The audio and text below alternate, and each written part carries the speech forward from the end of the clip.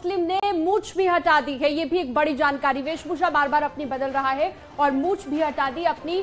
इससे पहले हमने देखा था कि एक नई तस्वीर आई थी सामने, जिसमें कहा जा रहा था कि अपनी दाढ़ी को इतना लंबा कर लिया है ताकि उसे कोई पहचान ना पाए। अब वेशभूषा बदल कर अपनी पहचान छिपाने की कोशिश कर रहा है। गुड्डू मुस्लिम शाइस्ता की इससे पहले हमने बात की, अब गुड्डू मुस्लिम हिंदू नामों का भी इस्तेमाल कर रहा है। आयुष, बबलू, संदीप, सुरेंद्र अपने नाम अब तक रख चुका है, ये भी सूत्रों के हवाले से खबर है।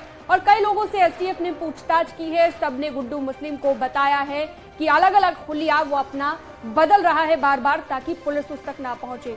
उत्तर प्रदेश, ओडिशा, मध्य प्रदेश, छत्तीसगढ़ में लोकेशन मिली है अब तक गुड्डू मुस्लिम की, लेकिन लोकेशन हर बार चेंज हो जाती है जैसे ही पुलिस पहुंचती है। एसटीएफ की 2 टीमें, प्रयागराज पुलिस की एक टीम लगातार तलाश में जुटी हुई है और लगातार गुड्डू मुस्लिम को ढूंढा जा रहा है, लेकिन इस बीच अपनी वेशभूषा बदलकर अपनी पहचान छिपाने की कोशिश कर रहा है गुड्डू मुस्लिम। तो सर्वेश दुबे लगातार हमें जानकारी दे रहे हैं। सर्वेश, इससे पहले एक दाढ़ी वाली तस्वीर भी सामने आई थी गुड्डू मुस्लिम की, अब कहा जा रहा है उसने मूंछ भी हटा दी। अपनी वेशभूषा तो बदल ही रहा है, साथ ही साथ अपने नाम भी बदल रहा है, हिंदू नामों का इस्तेमाल कर रहा है। और क्या जानकारी अपडेट है आपके पास?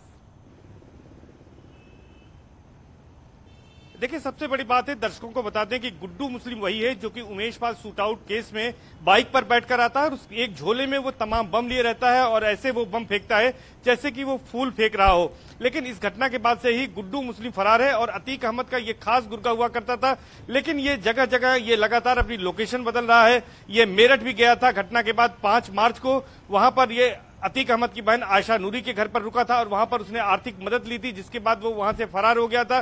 तो अतीक अहमद अब तक जगह जगह लोकेशन बदल चुका है। मेरठ गया था, इसके अलावा वो नासिक, पुणे होते हुए ये उड़ीसा गया था और उड़ीसा में ही ये आयुष चौधरी के नाम से करीब वहां 12 से 15 दिन के बीच रुका था और वहां पर अपने कपड़े भी छोड़कर वो फरार हो गया। वहीं पर उसने अपना हुलिया बदला था और उसने दाढ़ी बढ़ा रखी थी। लेकिन अब जो सूचना आ रही है कि उसने अपनी दाढ़ी मूंछ हटा दी है और एक नए गेटअप के में वो रह रहा है ताकि लोग उसे पहचान न सके और लगातार अपने नाम बदल रहा है। आयुष चौधरी के अलावा बबलू, संदीप और सुरेंद्र जैसे नाम रखकर वो जगह बदल रहा है और छिप रहा है।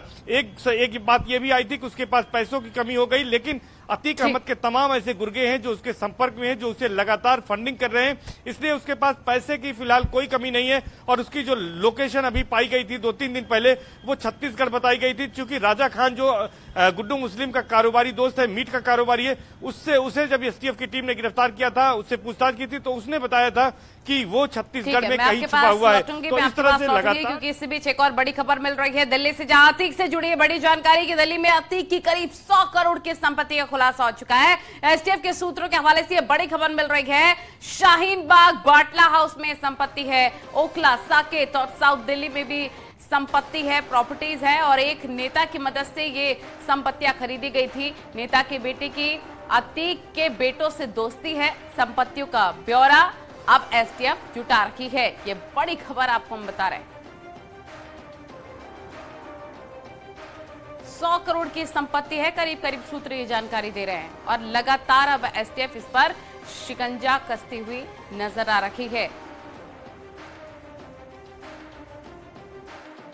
माफिया डॉन अतीक अहमद की बेनामी संपत्तियों की जांच कर रही है एसटीएफ के हाथ एक बड़ी जानकारी लगी है। दरअसल जांच के दौरान यह खुलासा हुआ है कि अतीक अहमद ने दिल्ली के एक नेता की मदद के जरिए दिल्ली के साकेत, शाहीन बाग, ओखला और बाटला हाउस जैसे इलाकों में 100 करोड़ की संपत्ति खरीदी थी। हालांकि जानकारी के दौरान ये बात भी सामने निकल कर आई है कि उसी नेता के दोनों बेटे, अतीक के बड़े बेटे उमर अली और असद के दोस्त थे। पुलिस इस बात की जांच कर रही है कि फरारी के दौरान क्या असद ने उन्हीं दोनों नेताओं के बेटों का इस्तेमाल किया। जांच के दौरान ये बात भी सामने आई है कि उसी नेता के दोनों बेटों के पास उमर और अली कई दिन शरण ले चुके हैं। ऐसे में अब एसटीएफ इस बात की तस्दीक कर रही है कि असद जब दिल्ली में था तो क्या उस दौरान उस नेता के दोनों बेटों ने उसकी मदद की और क्या उसको छुपने में, शेल्टर प्रोवाइड कराने में बड़ी हेल्प की है। कैमरा पर्सन योगेंद्र के साथ शिवम प्रताप नेरोगे, टीम प्रयागराज। सूत्रों के मुताबिक एक और बड़ी जानकारी है, उमेश पाल हत्याकांड में अतीक के वकील रहे सौलत हनीफ का पुलिस ने बयान दर्ज किया है। सूत्रों के मुताबिक धूमनगंज पुलिस की एक टीम शनिवार दोपहर 2 बजे के करीब केंद्रीय कारागार नैनी पहुंची थी। मुकदमा विवेचक इंस्पेक्टर धूमनगंज ने सौलत हनीफ से उमेश पाल हत्याकांड की साजिश से जुड़े कई सवाल पूछे हैं और ये भी एक बड़ी जानकारी मिल रही है। असद से बातचीत को लेकर भी सवाल पूछा गया है।